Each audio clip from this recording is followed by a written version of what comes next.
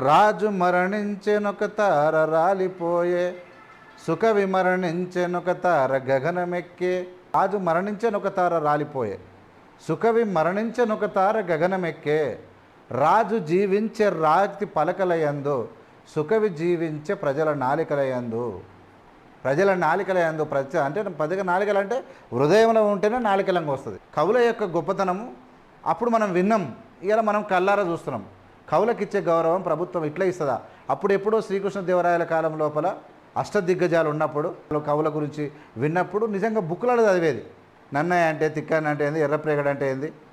ఇప్పుడు అల్లసాని పెద్దన్న, తెనాలి రామలింగం లాంటి కవులు కానీ లేదంటే ఆస్థాన కవులు రాజు దగ్గర ఉన్నప్పుడు వాళ్ళ గురించి మనం విన్నాం, వాళ్ళు చెప్పేటి. కానీ రాజులే వంగి శిరస్సు వంచి నమస్కరించి వాళ్ళ యొక్క జీవితం ధన్యమయ్యేలా పనిచేసేటి ఇప్పుడు చూస్తూ ఉన్నాం.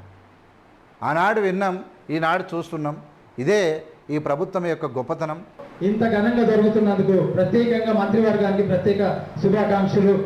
గద్దరన్న తర్వాత ఇంతటి గౌరవం దక్కినటువంటి అందశ్రీ మన హృదయంలో ఉంటారు కాబట్టి పశువుల ఆశీర్వాదం మాశ్రేయులు గారు. ఇక ముఖ్యమంత్రి గారే తొలుత ఉప్పేసి అంటే చాలా అద్భుతం జరుగుతూ ఉంది ఇక్కడ. ఈ ఇన్సిడెంట్ ఇది ఇక మనిషికి ఇంతకు మించినటువంటి గౌరవం ఇంకోటి లేదు. కాబట్టి ఇప్పుడు మందిని సమాధిలో పెట్టినప్పుడు ఉప్పు పోసేటువంటిది అది ఉంది. అది పోసి నిజంగా వాళ్ళిద్దరికి ఉన్నటువంటి చాలా గొప్పగా అంటే ముఖ్యమంత్రిని కూడా చాలా గొప్పగా అందశ్రీ గారు చాలా గొప్పగా మాట్లాడేవారు. ఈ యొక్క గొప్పనైనటువంటి విషయాన్ని వాళ్ళిద్దరికీ అంటే చనిపోయినప్పుడు కూడా గురు శిష్యులకు ఉన్న బంధమా లేదంటే ఇంకా గౌరవమైన బంధమా లేదంటే ఏ బంధమో తెలియదు. కానీ అందశ్రీ గారి విషయంలో రేపు ముఖ్యమంత్రి గారు కన్నీరు పెట్టుకున్నటువంటి తీరు కూడా చాలామందిని ఇబ్బంది పెడతా ఉన్నది. నిజంగా మన్ను కూడా మొక్కి ఆ మట్టిని కూడా మొక్కిన తర్వాతనే ఆయన వేస్తున్నటువంటి తీరు కూడా ఈ ప్రపంచాన్ని ఆకట్టుకున్నది. రేవంత్ రెడ్డి ఒక అందశ్రీ ఎంత గొప్ప రచన రాసిండో ఆయన రచనలకు ఇచ్చేటువంటి గౌరవం ఒక ప్రభుత్వ అధినేతగా ఒక ప్రభుత్వ ముఖ్యమంత్రిగా చేసినటువంటి కార్యక్రమాలు చూసి మొత్తము ఒళ్ళు గగ్గుర్లు పరిచేటువంటి కార్యక్రమం. ఇలా ఇది మామూలు విషయం కాదు. ప్రభుత్వం పొంగులేటి శ్రీనివాసరెడ్డి, శ్రీధర్ బాబు గారు, లక్ష్మణ్ గారు మంత్రులంతా కదిలి వచ్చి టీపీసీతో సహా కదిలి వచ్చి ఇక్కడ చేస్తున్నటువంటి కార్యక్రమం చరిత్రలో నిలిచిపోయేటువంటి కార్యక్రమం. ఈ కార్యక్రమాన్ని చూసి నిజంగా యావత్తుగా అలా సతీమణి, వాళ్ళ చెల్లెలు, ఆ అబ్బాయి, వాళ్ళ కొడుకు వీళ్ళంతా ఒక ఆయన ముందే చెప్పిండు, నాది చాలా పేద కుటుంబం, చాలా ఇబ్బందుల కూటికి లేని కుటుంబం. ఆ కుటుంబాన్ని అయినా కానీ ఒక మేస్త్రి పని చేసుకున్నటువంటి వ్యక్తి, తక్కువ చదువుకున్నట్టు వ్యక్తి ఆయన రచనల ద్వారా ప్రపంచాన్ని ప్రజలను మెప్పించిండు. కాబట్టి ముఖ్యమంత్రి గారు కూడా ఆయనతోనే అనేక ఇంటర్వ్యూలు వాళ్ళిద్దరి మధ్యలో సంభాషణ జరిగింది. ఆయన అకాల మరణం చెందిన తర్వాత ముఖ్యమంత్రి గారు దిగ్భ్రాంతి చెందడం, ముఖ్యమంత్రిని చూసి ఎప్పుడు కూడా అంత్యక్రియలలో పాల్గొనే వాళ్ళు కూడా ఇలా పాల్గొని ముఖ్యమంత్రి చేసినటువంటి బాటల్లో పోటీపడి నడుస్తున్నటువంటి తీరును ఇలా ఈ సమాజం ప్రజలు ప్రభుత్వం కలిసి ఉంటే ఏ విధమైనటువంటి అద్భుతమైన ఫలితాలు ఉంటాయో అని చెప్పడానికి ఇది నిదర్శనం. ఇలాంటి దృగ్విషయాలు ఆ కుటుంబం జన్మధన్యమైపోయింది. ఆ కుటుంబం కూడా ప్రపంచానికి పరిచయం అయిపోయింది. నిజానికి అందశ్రీ గారి అకాల మరణం అనేది బాధ. ఇంకా ఆయన చాలా రచనలు చేసి తెలంగాణ యొక్క ముఖ చిత్రాలు మార్చడానికి ఏం చేయాలి, ఎలాంటి విషయాలు చేయాలని నాకు ఒక నెల క్రితమే మేమిద్దరం కలిసి, నెల కూడా కాదు 20 రోజులు అయింది, మేమిద్దరం కలిసి కూర్చొని ఒక చట్నీస్ హోటల్లో కూర్చొని 1 అవర్ చర్చ కూడా చేసినాం. అనేక విషయంలో సార్ మీరు ఇట్లుంటే ఎట్లా, మీరు ఏమన్నారు ముఖ్యమంత్రితో, అంటే ఇంకా చాలా విషయాలు అద్భుతాలు రేవంత్ రెడ్డి గారు సృష్టించబోతూ ఉన్నారు. ఎవరు కూడా రేవంత్ రెడ్డిని అంటే ఊహించలేరు. రేవంత్ రెడ్డి ఆవేశమే అనుకుంటారు, రేవంత్ రెడ్డి లోపల ఉన్న పనితనం మీరు చూడబోతున్నారు అన్నారు. నిజానికి అందశ్రీ గారి అంత్యక్రియల్లో రేవంత్ రెడ్డి యొక్క గొప్పతనం, గద్దర్కు అందశ్రీకి ఇచ్చినటువంటి ప్రిఫరెన్సే ఇలా అత్యంత రేవంత్ రెడ్డి ముఖ్యమంత్రి ఉంటే ఏ కవికైనా ఏ విప్లవకారికైనా ఏ మంచిగా పనిచేసి ప్రజల కోసం పనిచేసే ఎవరికైనా ఇదే గౌరవం దక్కుతుందని చెప్పడానికి, ఎందరో మంది కళాకారుల యొక్క జీవితము ధన్యమైతుందని చెప్పడానికి ఇదే నిదర్శనం. ఇది మామూలు కాదు.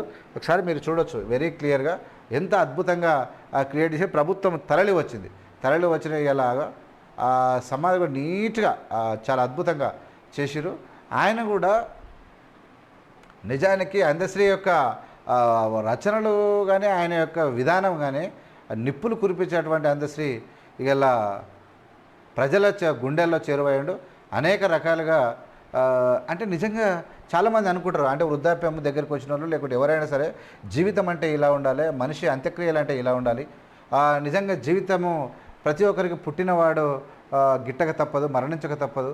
ఆ మరణించిన వ్యక్తికి వచ్చేటువంటి గౌరవం అన్నిటికన్నా అంటే పుట్టినప్పుడు మనం దావతులు పైసలు డబ్బులు ఉన్న వాళ్ళు చేస్తారు, పురుడులు కానీ పనులు కానీ ఒక మనిషి సక్సెస్ అంటే ఎక్కడ చూపిస్తారంటే ఆయన మరణించినప్పుడు ఆయనకు దొక్కే గౌరవమే ఆయన యొక్క అత్యంతమైన గౌరవం. ఆ గౌరవాన్ని పుచ్చుకునే వాళ్ళకన్నా ఇచ్చేవాళ్ళు కూడా గొప్పవాళ్ళే. ఇలాంటి విషయాలను మీరు ఇక్కడ చూడవచ్చు. చాలా అద్భుతమైనటువంటి ఆహ్లాదకరమైనటువంటి వాతావరణము. అంటే ఒక మనిషి పండగ, ఒక మనిషి చనిపోతే ఒక అంటే గౌరవంగా ఆ కుటుంబము ఇవాళ దుఃఖంలో ఉన్నటువంటి కుటుంబానికి కూడా ఇది ప్రజలందరూ పోయినప్పుడు అందరు కలిసినప్పుడు ఒక అంటే అంటే పక్క వాళ్ళకు కూడా ఇదిరా ఒక గర్వంగా అనిపిస్తూ ఉంటుంది. ఒకసారి ఆయన చేసినటువంటి జీవితం యొక్క ఆయన సాధించినటువంటి ఫలితాలు నిజంగా అందశ్రీ ఎక్కడికి వెళ్ళిపోయావా, ఎంత గౌరవంగా నీ జీవితం నీ యొక్క అంత్యక్రియలు జరిగినావా అని చెప్పి తోటి వాళ్ళు, సహచరులు, తెలిసిన వాళ్ళు అనుకునే స్థాయిలో కనిపిస్తూ ఉంది. ఒకసారి చూడవచ్చు ఇక ఎట్లా ఉన్నాడు. మొన్న రీసెంట్ ఫోటో ఇదే నిన్న ఈరోజు చనిపోతారన్న మూలంగా అయ్యప్ప దగ్గర పాల్గొని అక్కడ కూడా చేసిర్రు. మీరు చూడొచ్చు ఈ ఈ ఇన్సిడెంట్, ఇక్కడ ఉన్నటువంటి సిచ్యువేషన్ మీకు వెరీ క్లియర్గా అర్థమవుతా ఉంది. చూడొచ్చు ఇక్కడ పరిస్థితి. మన బంజారా బిడ్డ కేతావత్ సోమ్లా నాయక్ అన్న గారికి కూడా స్వాగతం.